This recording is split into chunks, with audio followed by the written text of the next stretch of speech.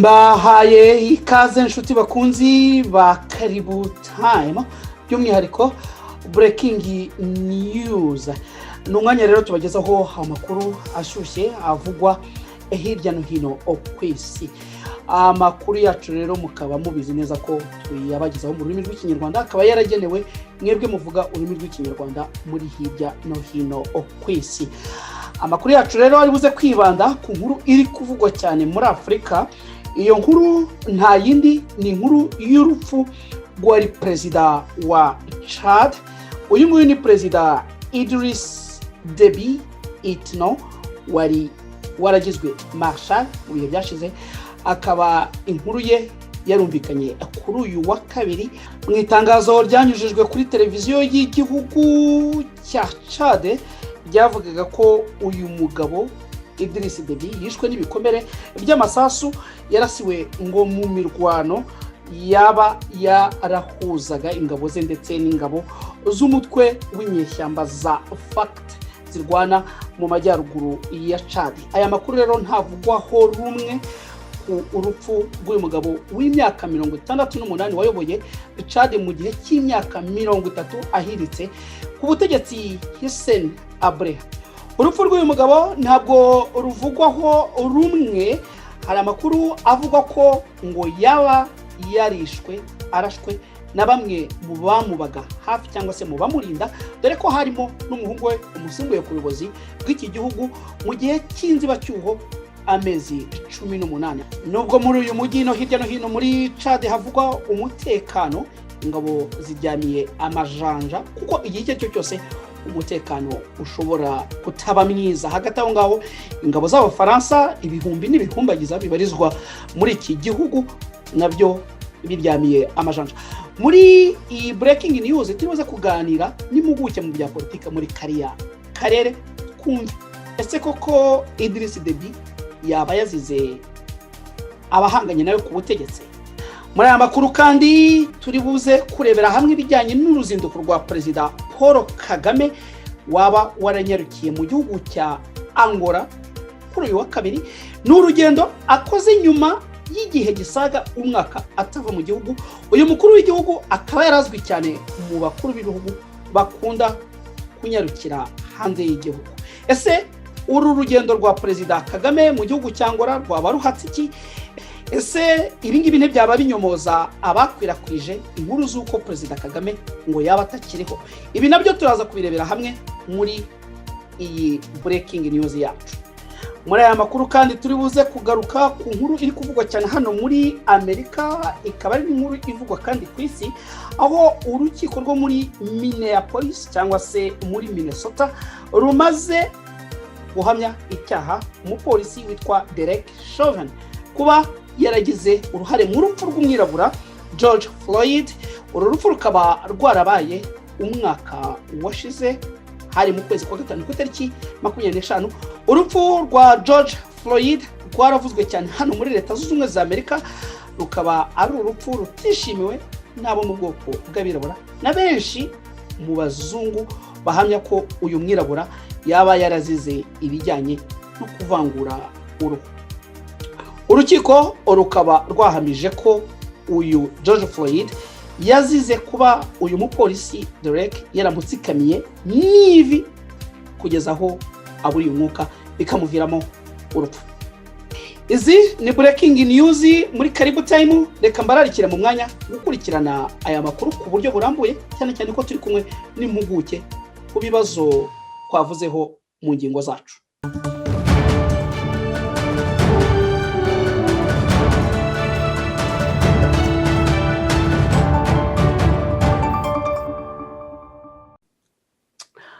Muri studio za Karibu Time turi kumwe na bwana Celestin Senyumva, uri hano muri leta ya New York. Mwongeye kwirwa na mahoro y'Imana Celestin. Wiriwe mukunzi, wiriwe neza. Yego, turagushimiye cyane kuba witabiriye ikiganiro cyacu. Ngushimire mbonera no kubwira abadukurikirana muri iki kiganiro kuri umwanditsi w'ibitabo. Hano hari igitabo wanditse, ni igitabo wahaye umutwe ugira uti Rwandan conflict, have we reached the end? ni igitabo wakomozaga ku ntambara zabaye mu Rwanda uvuga ute se izo ntambara zaba zararangiye. Ni akazi katoroshye kwandika igitabo nk'iki ngiki Celestin, nibyo? Ntabwo ari ibintu byoroshye ariko ni ngombwa kuko hari ibintu tuba dushaka kubwira abasomyi. Yego. Ngubu intambara yo mu Rwanda igiye kumara hafi crise yo mu Rwanda, la crise politique kuva muri 1990 na n'ubu hari ibintu bitarasobanuka. Celestin Nsengiyumva rero uretse kuba waranditse iki gitabo ukomoza ku byabaye mu Rwanda, reka nanabwire abadukurikirana ko wakoze mu biro bya nyakwigendera Perezida Juvenal Habyarimana igihe kitari gitoya, ukaba warakoze nk'umusemuzi ndetse wagize n'umwanya wo kureba uko ubutegetsi bwa Perezida Habyarimana bwagenze. Uretse n'ibyo ngibyo wakoze muri za ambasade zitandukanye mu bihugu bitandukanye, akazi kanini wagakoze muri za Ethiopia ku buryo uri nararibonye uzi byinshi mu bibera muri kariya karere u Rwanda ruherereyemo, nibyo? Nibyo mu by'ukuri nakoze muri ambasade y'u Rwanda muri Ethiopia. Yego. Ni ambasade ikomeye cyane burya kubera ko ariyo ikorana na Afrika yunze ubumwe, igakorana na Nations Unies, hari biro regional. Yego. Ibiro by'akari burya Afrika muri Nations Unies yitwa kwara akarere ko Afrika yose na akarere.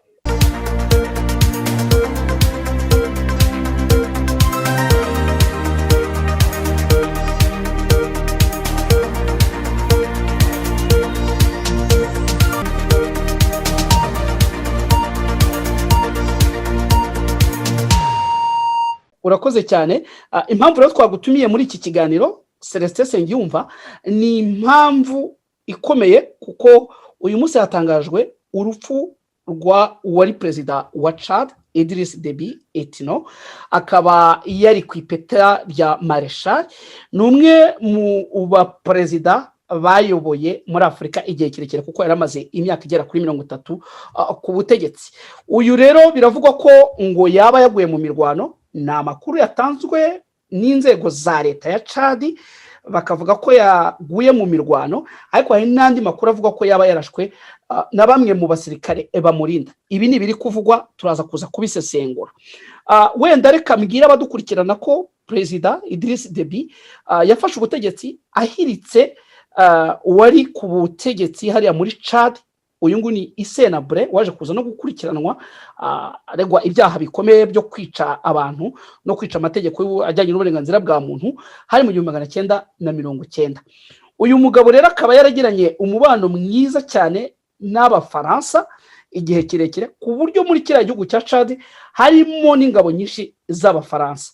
Urupfu rwa Perezida Idriss Déby ni urupfu ruvugishije abantu benshi, cyane cyane ko ari umwe mu bagabo bagize ibigwi bidasanzwe muri Afrika. Celestin, nagira ngo dutangire nkubaza, waba waramenye uyu mugabo, mwaba mwarahuye cyangwa se umuzi gute? Ntabwo nigeze mbona na Idriss Déby. Uwo nigeze kubona ni witwaga Gukuniwede, ni warahanganye na Isenabre. Yego. Mu myaka ya 1989. Gukuniwede yarashyigikiwe na Libya. Yego. Isenabre yaze kumutsinda. Ayobora Chad, ageze aho nawe akurwaho n'uyu nguyu babitse ko yapfuye, Idriss Déby. Gukuniwede uyu nguyu ubwo ni hari nko mu myaka ya ryari? Mu myaka ya 1983 4. Yego. Isenabre yaje kumurusha imbaraga, Gukuni ahungira muri Libya, amaze kugera muri Libya ntiyongeye. Icyo gihe Idriss Déby yari mu nyeshyamba, yakoraga iki? Ndabizi ko icyo gihe wakoraga muri serivisi z'ibiro bya Perezida Habyarimana. Icyo gihe yaravugwaga? Icyo gihe Idriss Déby yari umusirikare usanzwe, yarakiri umusore, kuko yarakiri mu apeta yo hasi nka lieutenant cyangwa capitaine. Nyuma yaho amaze gukuraho Isenabre yabaye umuyobozi w'ingabo ukomeye cyane, yize mu Bufaransa mu ishuri nibyo ya gisirikare ryitwa Saint-Cyr. Yego. Ishuri rikomeye cyane. Abantu rero bize muri aya mashuri y'abazungu, nyine abazungu bamugirira confiance kuko baba bazi ibyo bamwigishije, baba bazi ibyazi. Yego. Isenabre uyu Idriss Déby rero yari umuntu w'umurwanyi Abafaransa bizeraga.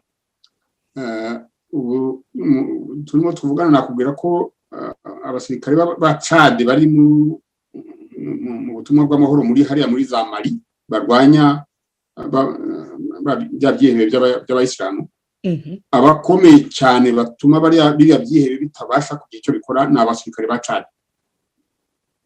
Abasirikare kandi mu mezi yashize bayoborwaga n'umuhungu wa Isena wa Idriss Deby yitwa Mahamat Deby, umuhungu we nawe n'umujenerali yaba ari ngo wamusimbuye niwe wamusimbuye nibyo niwe wamusimbuye kubwumvikane bw'abasirikare bakuru b'ingabo za Chad. Reka rero tugaruke kwifata ry'ubutegetsi igihe uyu Idriss Deby yafataga ubutegetsi mu 1990 hari mu kwezi kwa Nzeri nibwo yahiritse uyu president Hissène Habré. Ibyo bihe gerageza kubitunyuriramo mbere yuko tureba ibyaranze ubutegetsi bw'uyu mugabo Idriss Deby wishwe ku myaka 68 gusa. Nge navuga ko yari atarakura cyane muri iyo myaka ya za 90. Hissène Habré yaramaze gutsinda yaramaze gutsinda Gukuniwede. Gukuni yarahunze ariko igihugu cya Chad cyari cyarazahajwe n'intambara yari mazemo imyaka myinshi cyane. Uzi ko hari n'igihe organisation yitwa Loiwa yigeze ko umuryango w'ubumwe bwa Afurika wohereje muri Chad abasirikare benshi cyane bo mu bihugu bibishoboye byo kugira ngo bagarure la stabilité, bagarure igihugu cyongera gitekane kubera ko cyari cyarazahajwe n'intambara zakurwaga na Libya.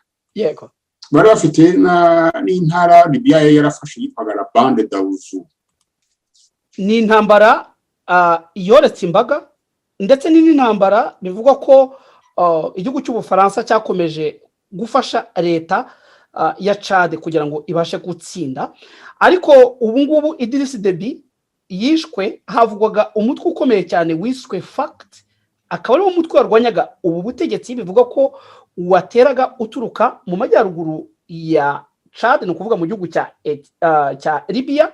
Bakaba bari bafite n'ibirwanisho bikomeye cyane ku buryo ubu ngubu amakuru mfite mpabwa n'abari muri mujye wa N'Djamena muri Chad nayo uko bari gusatira cyane kwinjira muri kapitali. Ibi ngibi byigeze no kubaho mu myaka za 2007 2008 hagiye inyeshyamba zigeze kwinjira mu mujyi wa N'Djamena, ariko iyo ntambara abasirikare ba Deby baza kuza kuyitsinda babavana mu mujyi. None nagira ngo nkubaze nk'umuntu w'impuguke ku bibazo biri muri kariya karere, wakurikiranye cyane ibibazo bituruka muri kariya gace ka za Ethiopia, za Chad, za Kenya n'ahandi, utekereza ko ari iyihe mpamvu Chad yakomeje kugira ibibazo by'intambara hagati yabo? Reka nibutse abadukurikirana ko uyu nguyu Idriss Deby yaturukaga mu bwoko bw'abo bita abazagawa, bukaba ari ubwoko bw'abo twakwita ko ari nk'abanyamuke muri Chad. Ni ikibazo cy'amoko, ni ikibazo cy'ubukungu, izi ntambara zirava kuki muri Chad? Ni ikibazo cy'amoko gituruka mu bintu byinshi. Hari ikibazo cy'ubukungu. Chad ubu ni igihugu gicukura peteroli. Yego. Abaturage benshi ba Chad bahamya ko batamenya irengero ry'amadolari aturuka muri peteroli.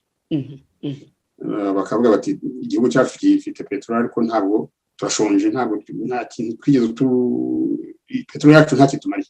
Yego. Ariko ikaba ifite ikimariye bariya bategetse. Urumva bariya rero en fait bararwana bariya ba Robert. Ntabwo subwa mbere buriya mugabo agira ba Robert, mais aba Robert bo we icyo bamuroposha nuko agundira ubutegetsi kandi agakoresha nabi mari. Ubundi Chad yari igihugu gikennye, ariko kuvuga ngo kirakennye ntabwo ugereranyije n'u Rwanda, ntabwo igihugu gikennye nk'u Rwanda kubera ko muri Chad abantu bose n'abose. Hari uwambwiraga ko muri kiriya gihugu cya Chad ari kimwe mu bihugu bifite amamodoka meza bakunda kwita V8. Ni ukuvuga ngo ni igihugu gifite ubukungu kamere za peteroli n'ibindi, ku buryo abakize barakira cyane n'abakennye bagakena cyane. Ibyo rero uzi ko muri vocabulaire moderne y'iki gihe babyita mauvaise gestion. Yego. Gucunga nabi umutungo w'igihugu. yego Chad ifite ubukungu bwinshi muri sud mu majyepfo bahahinga hari ahantu bahinga ipamba yego hari umujyi witwa Mundu niyo wavuga ko yaba capital économique ya Chad.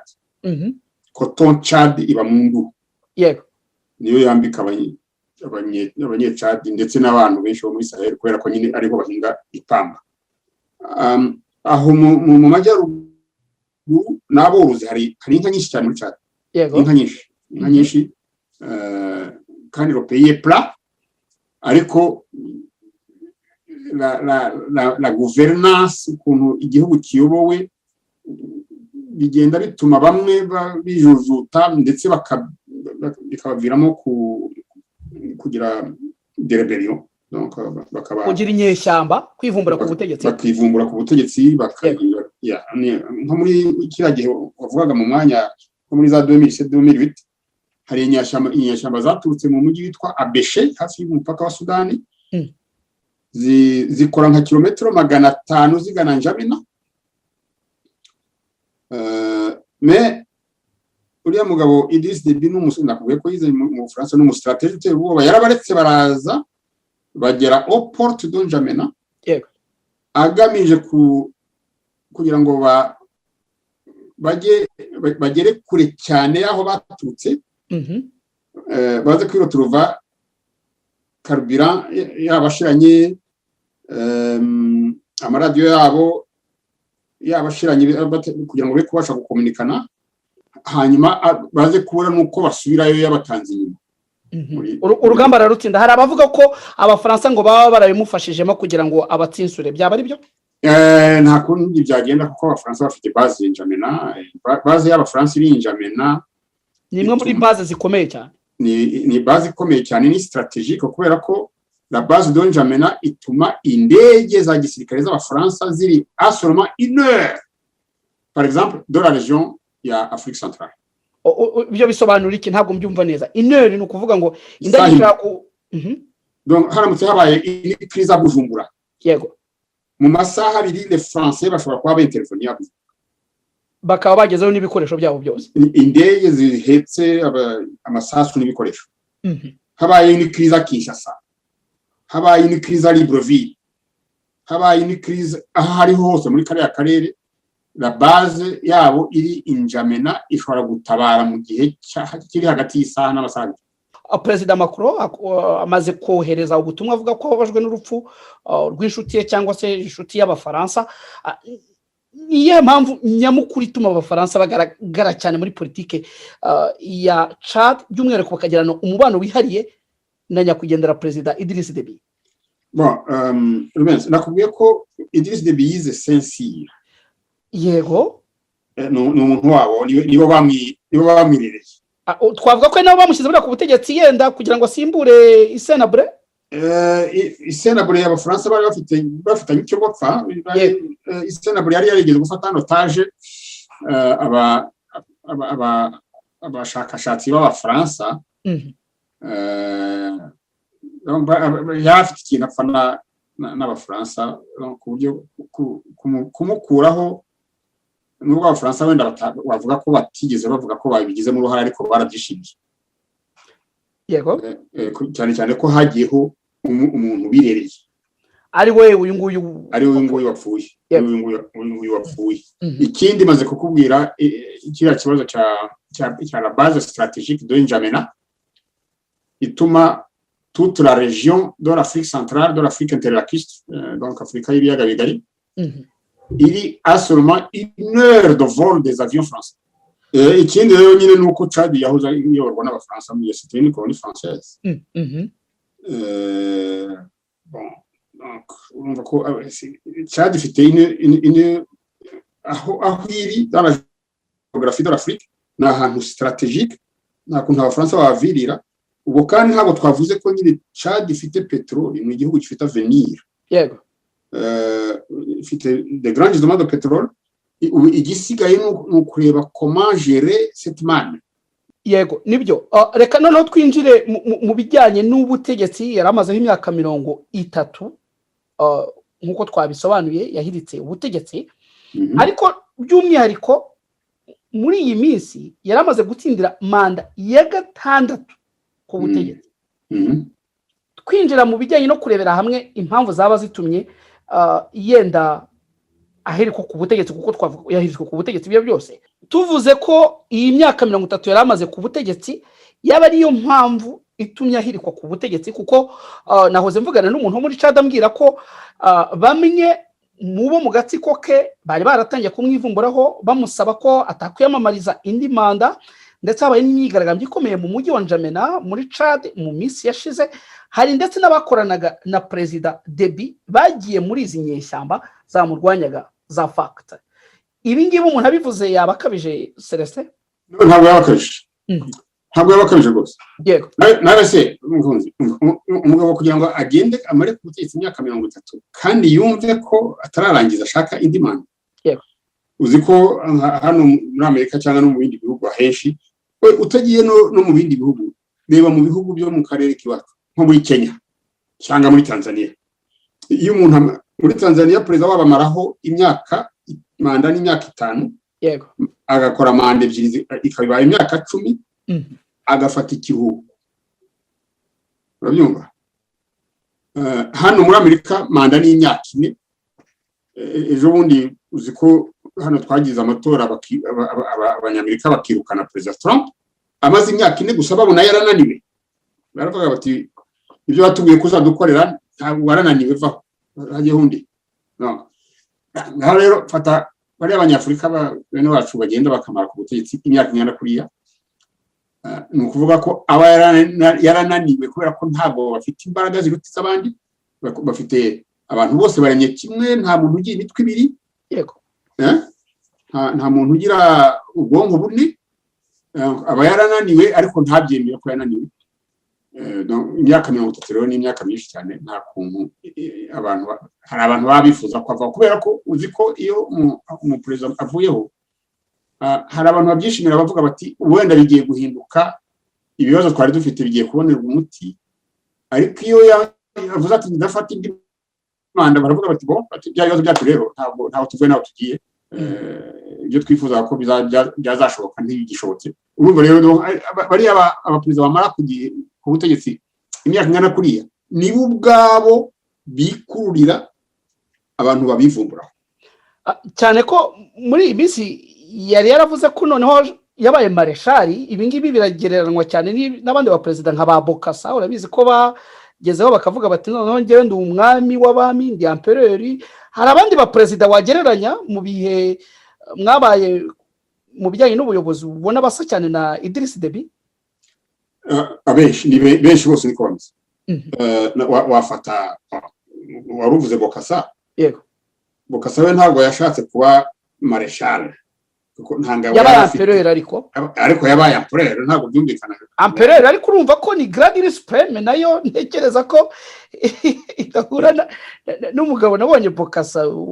Ntabwo namuhinga ariko no gukabya. Fata nka Idi Amin ari Bugande. Idi Amin yageze aho avuga ko ngo baye life president, ngo abagande niko barabimusabaga. Nkabiriya natwe byeje bundi batubwiye ko ngo hari abantu basabye Perezida Kagame kuguma ku butegetsi. Urumva? Abo naba hafi. Fata muri yahoze muri Zaire Marshal nawe urumva ko biragaruka kuri Marshal akiri umusirikare nyamusirikare, yari sergeant, banza yari sergeant major, Sergeant Mobutu. Icyo gihe yari akiri Joseph Désiré atari yabona mu ari Joseph Désiré, kandi yari sergeant major comptable. Yego, bariya abasous officier n'abasirikare bavuga ngo abasu contrat. yego, Contrat yararangiye arataha avamo, yagaruwe na Lumumba kubera independence. Lumumba yashakaga ko umuntu wayobora ingabo za Congo, la force publique, amugira colonel. Comme ça urabona kuva kuri sergeant kaba colonel.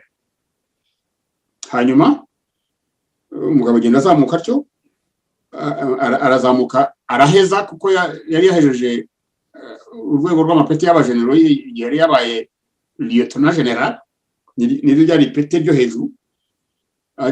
Mais ubwo byari bikurikije configuration belge, ageze arabihindura avuga ko noneho ashaka kujya kurikiza ko abafaransa amagarade yo mu Bufaransa aba general de corps d'armée general de corps d'armée ageze aho nabyo arabihindura avuga ko baye marshal rero nta nubwo ari grade ngo ni dignité gufata grade bya marshal ntabwo bikuzamurira ububasha même pas dans un millimètre. Donc ibyo bintu arababyita megalomanie. The guy becomes megalomaniac. C'est une manie, en fait ni indwara yo.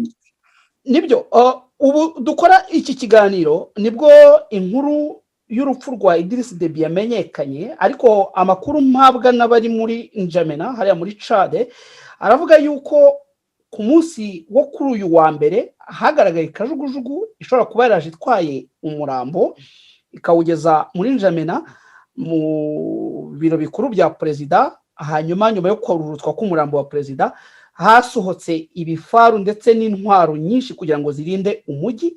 Amakuru dufite akaba avuga ko kugeza kuri uno munota dukora iki kiganiro umujyi wa N'Djamena uracyarimo ituze, ariko hari ubwoba bwinshi ko ibintu bishobora kuba bibi, cyane cyane ko naziranye ishyamba nazo ziri gusatira umujyi wa N'Djamena ku birometero bisaga gatoya 200. Ariko rero icyo nashaka gukomozaho nuko hashyizweho inzibacyuho mu gihe cy'amezi 18 kuri ubu ngubu wari umuhungu wa perezida Idriss Deby niwe ugiye kuba ayobora iki gihugu ku myaka 37. Ni umuntu ukiri mutoya nubwo yarari mu mutwe w'ingabo zirinda umukuru w'igihugu, ariko niwe wahawe ubutegetsi.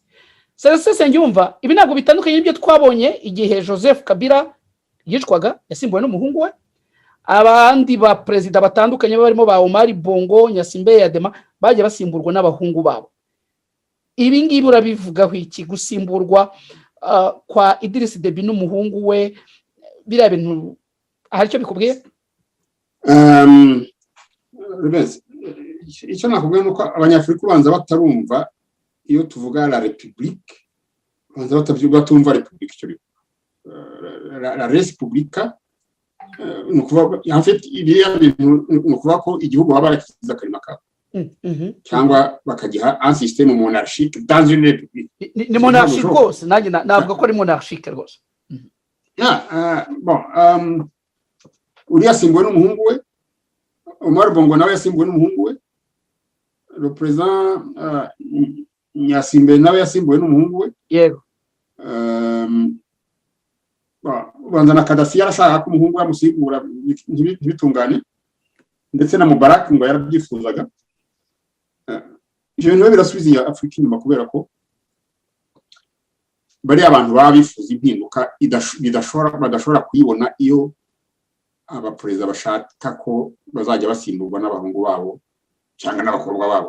Abakobwa nabo bafite ntabwo bibuza ko abakobwa basimbura base babo, nubwo tutari twabibona muri Afurika. Ntabwo biraboneka, ariko wenda bizaboneka. Byaravuzwe Perezida Kagame mu minsi yashize yigeze kuvuga ko bishoboka ko uzamusimbura yaba umugore, kuki bitaba umwe mu bana be?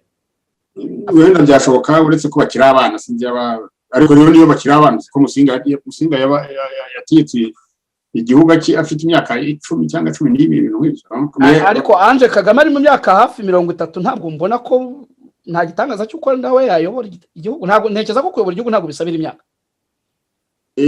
Cyane ko bashobora kumuha abantu bo kumuherekeza bari abitare la régence, les régents kumuherekeza kugira ngo no kumumenyereza. Bon mais icyo nashaka kubwira nuko muri Afurika ibintu byo kugira ngo umukuru w'igihugu azajya asimburwa n'umwana we muri repubulika, iyo byerekana neza rwose ko abayobozi bacu batumva repubulika ikivuga. Icyo bivuga ko ari ubutegetsi bwa rubanda butangwa na rubanda, budatangwa n'uwicaye ku ntebe avuga ati ndashaka ko hazajyaho kanaka nimvaho. Bon uyu nguyu yavuyeho mu buryo butari bwitezwe par la violence, donc la violence.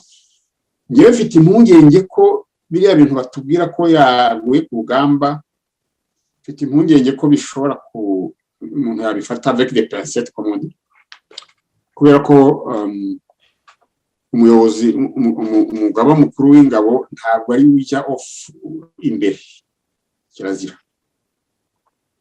urumva mukunzi kirazira uretse n'ibyo mu makuru mfite mvana muri Chad hari amakuru avuga ko hari ubutumwa bwagiye bukwirakwira kuri social media avuga ko mu baba bagize uruhare mu rupfu rwa Perezida Idriss Deby hari bamwe mu basirikare bamurinda bishoboka ko n'umuhungu we yabigiramo uruhare. Ikindi amafoto nabashije kubona nyura kuri social media agaragaza ikitwa umurambo, ndabivuga ko ni ibiri kwihwiswa umurambo wa nyakwigendera Idriss Deby, bigaragara ko atari umuntu warashwe n'abantu bari kure, hago bigaragara ko ashaka kuba yarashwe n'abantu bari bamwegereye. Mbere nkubwire mukunzi, yego ahantu hari intambara batayiranje ni formation militaire, bavuze ko iya corona yavuye muri Libya yari corona y'abantu magana, kuvuga ko n'abantu bafite des armes lourdes, intwaro zikomeye rwose, intwaro ziremereye, imbunda ziremereye. Abasirikare ba Chad bagiye kubatangira nabo bajyanye des armes lourdes. Yego des armes lourdes ntabwo ari abantu baba barebana. Mortier 120 irasa nko muri kilometero 20. Urabyumva? Yego umuntu rero barasa obu ya Mortier 120 nta murambo babona, umurambo ntiwaboneka. Izindi za arme lourde bakoresha mu ntambara ni nka za mitrailleuse .50 aho ishinze ibirindiro irarasa umusozi ugatigita. Urumva nta muntu waraswe isasu rya mitrailleuse .50 biramushwanya gusa, unasikia. Yaba rero bigaragara ko Perezida Idriss Deby yaba yarashwe n'imbunda nto, bavuga ko imbunda nto yari nka pistolet cyangwa revolver cyangwa meme na Kalashnikov, nayo n'imbunda nto. Yego ni arme légère. Iyo arme légère kugira ngo izarase umuperezida nuko nyine kuyirasaba muri hafi. Okay, kandi nkuko bizi umuperezida bafite abajepe, hari abantu baba bategetswe nko kujya imbere y'amasasu kugira ngo amasasu abari bafata adafata perezida. Yego urabyumva? Biriya bintu rero byo ngo umurambo wa uriya mugabo, il faut prendre ça avec prudemment kuko kumurasira hafi ntibishoboka. Hano hari ubutumwa abantu bashyize kuri social media. Uwitwa Winnie Mary Mandela yanditse avuga ati assassiné froidement par 2 balles dans le dos par ses propres militaires avec la complicité de son propre fils. Arakomeza agira ati les premières observations reçues à l'instant par la matrice elle-même. Arakomeza agira ati demandez au fils Deby ce qu'il vient d'en faire de son père. Ubu ni ubutumwa bumwe mubwo nabonye bwagiye butambuka kuri social media. Undi nawe hari abandi bagiye bavuga ko umuhungu washaka kuba yabaye complicité cyangwa se ikitso mu rupfu rwa se. Ariko nge nkibaza nti niba uwo muhungu we yagira complicité mu rupfu rwa se, ni gute ari nawe wayobora izo ngabo Celestin? Ese ubundi bibaho gute ko umuntu w'umujene w'imyaka 37 ari uhita uvumbuka agahabwa ubutegetsi kandi hari abandi bajenero bashaka gufata ubutegetsi mu biganza? Ibi bintu gerageza kubidusobanurira nk'umuntu wabaye mu buyobozi. Rubens, icyo nakubwira nuko umuhungu wa Idriss Deby yarasanzwe ari general, afite imyaka yegera 40. hari abashobora kugera kuri iryo pete muri iyo myaka, cyane cyane ko Idriss Deby nawe ari umuntu wize bya gisirikare, ntabwo yaha umwana we amapete atakoreye. Abatanga bene ayo mapeti ni nka urabona nka Idi Amin yafataga umuntu akamuha amapete komsa, cyane ko nari umusirikare muto yakigira umusirikare ukomeye cyane. Ibyo birakorwa rimwe na rimwe. Amapete bayatanga à la légère, bayatanga trop facilement. Nababa batazi batarayakoreye mu byukuri. Urumva? donc uriya muhungu yarasanzwe ari general. Yigeze kuyobora ingabo z'abanyafurika zifatanyije n'iz'abafaransa mu kurwanya iriya mitwe y'ibyihebe by'abayisilamu mu gihugu cya Mali. Nakubwiye ko ingabo zikomeye zabashije guhashya biriya byihebe by'abayisilamu hariya mu gihugu dans le nord du Mali nabo muri Chad. Ukavuga ko yaba merita no kuba yakora ku nkingi noneho se akaba nabo bahita ayobora igihugu. Gerageza kubidusobanurira aho ngaho nibyo ntari kumva. Ndaba afite experience. Icyo nkeka nuko yarasanzwe ayobora ni brigade cyangwa wenda peut-être division y'abarinda president mbese nk'abiri bacu twita abajepe. Yarasanzwe ayobora uwo mutwe rero wari ufite imbaraga ziruta izindi mitwe ya gisirikare muri Chad. Ku buryo abasirikare bandi bagomba kuza bamwihohoraho kubera ko abarusha imbaraga ashobora kubamena. N'abari basanga mu gisirikare bakuze kuko nabonaga abasaza hari abasaza ariko badafite commandement. Uriya yari afite commandement kandi afite commandement y'umutwe ukomeye ufite des armes lourdes ushobora kumenagura indi mitwe yindi. Aho ngaho ugomba kubyumva ko abayobozi ba gisirikare baterana bakavuga ati uriya mugabo atatumira nabi mureke tumushyire. Ikindi nuko buriya agomba kuba afite la clé y'ahari ibifaranga bituruka muri ya peteroli nahoze mubwira. Bavuga bati biriya bifaranga nta ufite ibifaranga bingana kuriya muri twebwe. Hano mfite ubundi butumwa bwo kuri social media. Uyu nguyu we yavuga ko le dictateur Idriss Déby est au pouvoir depuis 30 ans, a été réélu pour la 6e fois. Mandat vient d'être assassiné. Avugaga uburyo ngo ashobora kuba yishwe par ses gardes républicains. Agakomeza avuga ngo il aura reçu au total 23 coups de feu à Rafah de la part de plusieurs de ses gardes. Niko arimo avuga uyu nguyu. Ngo il meurt quelques jours après sa réélection contestée. Donc bivuga ko ari amakuru avuga ko ashobora kuba yarishwe n'abamurinda noneho akaba yararashwe noneho bakaza kubitangaza nyuma yuko yapfuye. Umva rero uko abivuga uyu nguyu ngo pour assurer une transition calme, ces généraux parlent de blessures au front qui est démenti par certains médias locaux qui apportent la preuve que le cortège de l'ancien président était loin de la zone de combat. Aussi, son véhicule blindé ne pouvait être traversé par le type d'armes des insurgents. Ubu butumwa urumva hari ikintu bukubwiye bw'uko amakuru batubwira ko yaguye ku rugamba mu mirwano atariyo, ko ahubwo yarasiwe kure n'imodoka ye ikangizwa.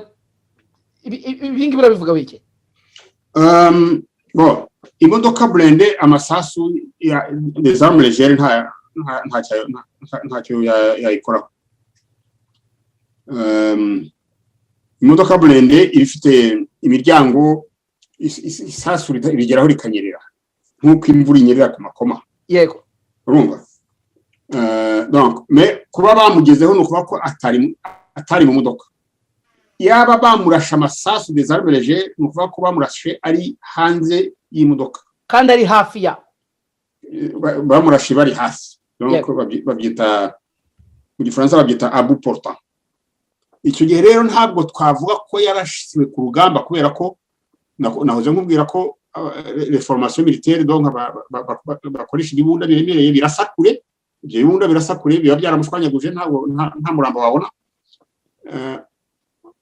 Byaba rero biganisha kugira ngo bitwumvisha ko uriya mugabo ashobora kuba yararashwe par le feu ami, yarashwe nabi n'abandi. Bidatandukanye n'ubutumwa rero turi kubonera bwo kuri social media bivuga ko yishwe n'abantu be.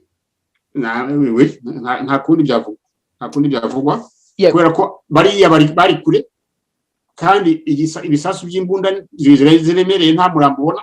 Ubona ibintu umuntu washwanyaguritse. Donc yaba hari umurambo bajyanye ufite ibikomere no kuvuga ko yarashwe par le feu ami yaba umuntu wamukubise rafale wenda yibeshye cyangwa wamukubise rafale abishaka.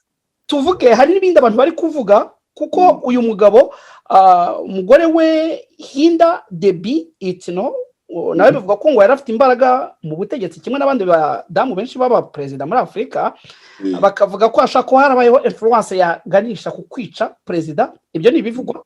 Hari n'abavuga ko abafaransa nk'uko twabikomojeho bashaka kugira uruhare mu rupfu rwa Idriss Deby kubera ko baba baramusabye kutajya muri manda ya gatandatu akabyanga, none agatangira kugirana intambara nabo kugeza aho yaba yishwe. Ibi bikanagaragazwa nuko abafaransa kugeza kuri no munota bari injamena muri Chad bari calme nta kibazo bafite. Ibi ngibi urabivugaho iki? Urabona abafaransa baba complicité mu bijyanye n'urupfu rwa Idriss Deby babanye imyaka 30 ku butegetsi? Oya, simbibona baramukeneye. Abafaransa bari bakeneye Idriss Deby. Mu byukuri ari Idriss Deby yarakeneye abafaransa nabo bamukeneye, bari bakeneranye. Urumva? Kuki saba Abafaransa batamurangiza nk'uko twabonye bashwanye na Laurent Gbagbo muri Côte d'Ivoire bagashyiraho Alassane Ouattara bakavuga bati igihe cyawe kirarangiye reka dukire hundi. Laurent Gbagbo yaratangiye kubatera umugongo. Ziko yashakaga ko burya Côte d'Ivoire nayo ifite des gisements de pétrole offshore imbere ya Abidjan mu nyanja. Kuko Côte d'Ivoire burya muri kiriya kinape cha petroli kiri muri Golfe de bayita ngo ni the Gulf of Guinea, Golfe de Guinea. Ndayibona. Gbagbo yashakaga kumvikana na les compagnies américaines akavana amata mu kanwa Elf Aquitaine na Total. Abafaransa barafite impamvu yo kumukuraho yari yatangiye kubatera ubwoba.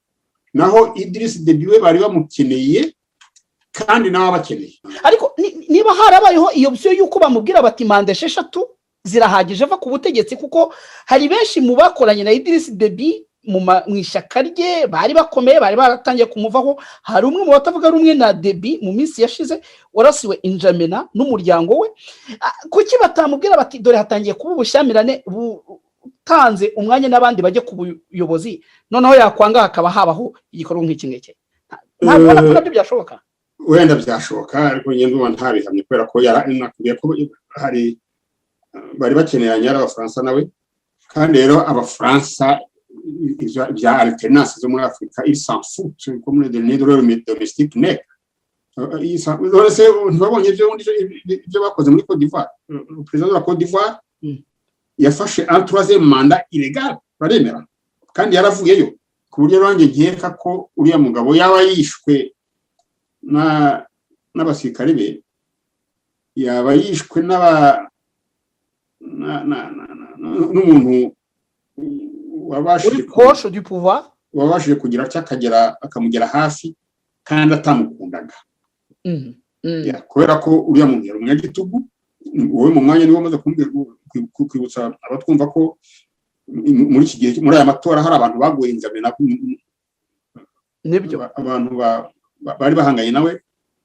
Sinzi bwana nize kumva ko hari n'umukecuru bishe muri umukecuru.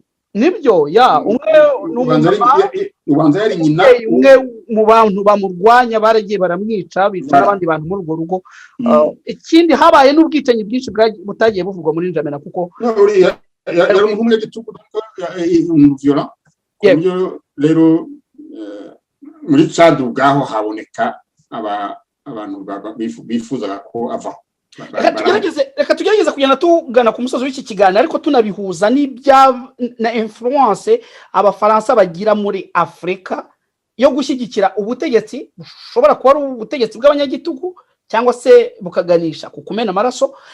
Urabona ibi ngibi bidasa cyane n'uburyo leta y'Ubufaransa yagiye yivanga mu mitegekere ya bimwe mu bihugu bya Afrika bikarangira habaye intambara zimena amaraso za Côte d'Ivoire.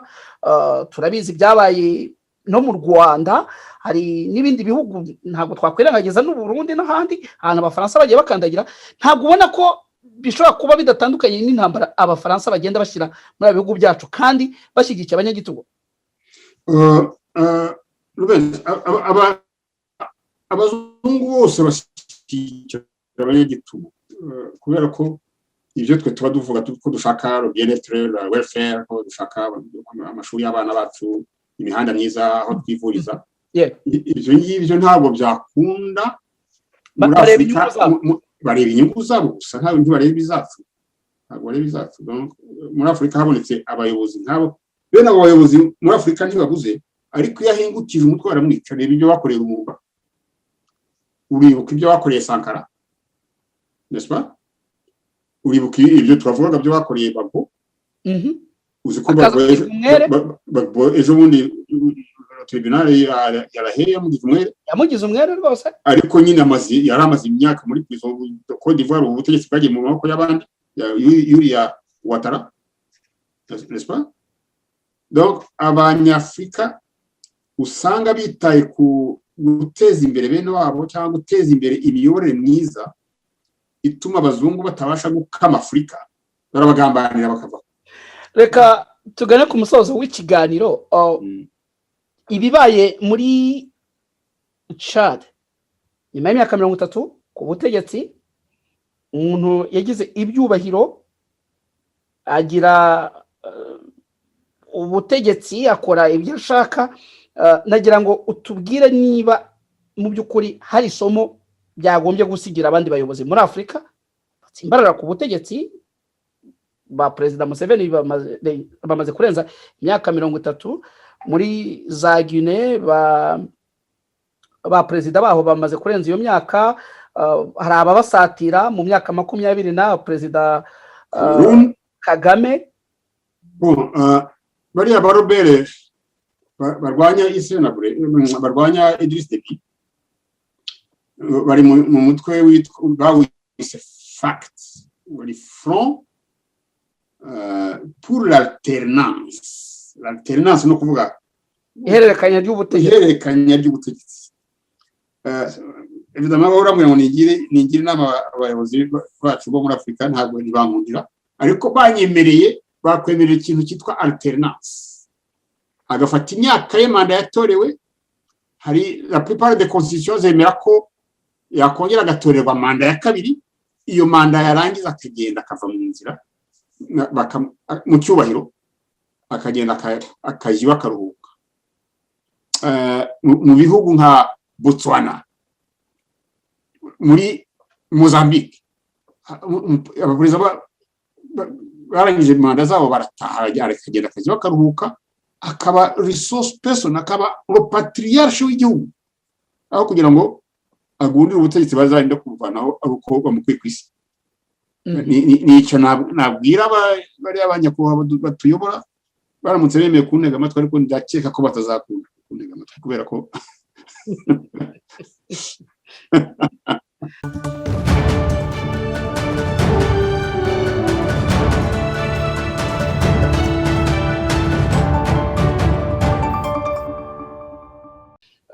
hari hashize igihe kirenga umwaka witwa Perezida Paul Kagame atava mu gihugu. Niba ubyibuka neza, Perezida Kagame kuva igihe corona cyangwa COVID-19 yatangiraga ntabwo yongeye kuva mu gihugu kimwe n'abandi ba perezida benshi. Ariko amakuru dufite nayo ko uyu munsi Perezida Kagame yageze mu gihugu cyangwa mu nama yiga ku mutekano muri Central Africa, nk'uko tubikesha bimwe mu binyamakuru byo mu Rwanda. Akaba rero ngo yitabiriye iyi nama y'umuryango ICGLR yiga ku mutekano wa politike byo muri Repubulika ya Central Africa. Uru rugendo rwa Perezida Kagame nyuma y'umwaka, twari dusanzwe tuzi ko byibuze nko mu kwezi kumwe yagiraga ingendo zijya kungana n'iminsi y'ukwezi, na nyuma y'uko byavuzwe ko yapfuye, uretse ko nta gihamya babivuze bigeze bagaragaza, ndetse na nyuma yo kugaragaza intege nkeya. Celestin Senyumva, uravuga w'ikiri urugendo rwa Perezida Kagame Paul? Naba ari byo koko Perezida yagiye muri Angola muri iyo nama ya ICGLR. Ni inkuru nziza nyine, byabyerekana ko ubundi bavuga ko ngo yarwaye, byabyerekana wenda ko yohewe, akaba yongeye kuba yakora imirimo ye nk'uko bisanzwe. Ubundi no solo ngo ntiyasohoka Kagame, ngo no mu Rwanda ntabwo abantu bamubonaga nubwo atasohoka. none ubu yaba yagiye gusubira mu bandi yaba ari inkuru nziza ariko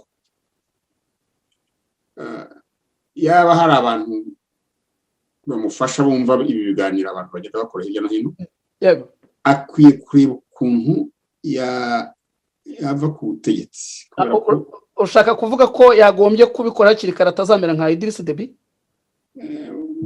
kugira ngo hatazagira abantu bifuza kuba bamugirira nabi kubera kwiheba bavuga bati ni hahandi hacu nagumaho impinduka dukeneye kugira ngo turebe ukuntu twakwiteza imbere ntazo ntizashoboka amazeho imyaka ingana kuriya ni myinshi cyane ariko 21 amaze ku butegetsi Idriss Deby yari amaze imyaka 30 gusa urumva atagifite nk'indi myaka yindi yo kuba yayobora uriya mugabo yayoboraga igihugu ari vice president umuntu wari president yaragakingirizo turabizi uravuga president Kagame igihe yayoboraga nyuma ya 1994 amazeho imyaka 27 ku butegetsi ntihakagira abantu bavuga ngo habaye inzibacyuho niwe wayoboraga inzibacyuho niwe wayoboraga pastor yaragakingirizo na twese turabizi nawe urabizi nta muntu utabizi donc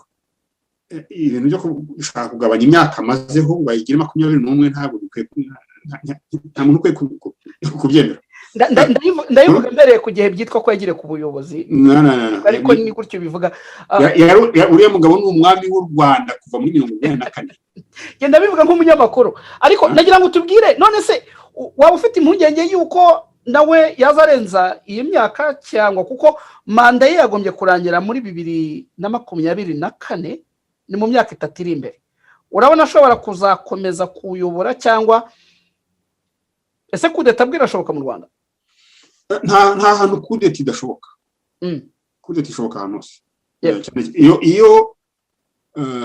iyo isari yasumbye iseseme nta kundi byagenze iyo hari abantu bihebye ku buryo bavuga bati nta kundi dushobora kubigenza hari abishora bakavuga bati tugomba kubikora cyangwa bon kandi rero ujye umenya ko za kudeta zitandukanye wibuka nk'ukuntu abasirikare bo muri Egypte bakuyeho le president witwaga Anwar El Sadat yego bamurasiye hari défilé militaire un lieutenant il détacha muri yo défilé aragenda mu imbere murango aramurasa urumva le president bahirutse ajya muri défilé kureba défilé ntabwo yatashye urumva wibuka ukuntu umudamu witwaga Indira Gandhi yapfuye nawe yishwe n'umwe mu basirikare bamurindaga urumva urasa n'ubiganisha ko na President Kagame kuko yigeze kuvuga ko nta wamukuraho ntaho byaba byaturutse ntaho byaba byavuye urushaka kuvuga ko nawe bishoboka ko muba murinda cyangwa muba muri hafi bashaka kumugira nk'uko Idriss Deby byaba byagenze ntabwo ari byo ushaka kuvuga ko nta nubwo ari byo mwifuriza ariko nanjye si byo mwifuriza nicyo mwifuriza nuko yakwemera ko igihe yarengeje igihe cye akwiye kuvaho akajya hundi igihe kirageze ntabwo afite ubwonko burusha bw'abandi wabonye umutwe we ntabwo uruta uwanjye cyangwa uwawe urumva ntabwo afite imbaraga avuga ko afite no aribeshya cyane kandi wabonye ko nabo bazanye bavanye Bugande bamwe batangiye gufata izindi nzira ni ukuvuga ko nyine hari ibintu byinshi batacyumvikanaho wabonye ko yatangiye no kubica ejo bundi yishe Colonel Karegeya igitabo ndimo gusoma cyangwa wa mugore ngo witwa Wrong umwongerezakazi kivuga ko Karegeya yari tellement confident wa Kagame niwe bakoranaga za plan z'ibintu bashaka gukora politique les stratégies militaires ku buryo umugore wa Karegeya yajyaga basanga mu cyumba dasashambura kushe barimo bavuga amabanga y'ibintu bashaka gukora amabanga adashobora kuvugirwa muri salon bakajya kuyavugira dans la chambre à coucher ya Patrick urasikia donc urumva mais ejo bundi yohereza abantu bo kumuniga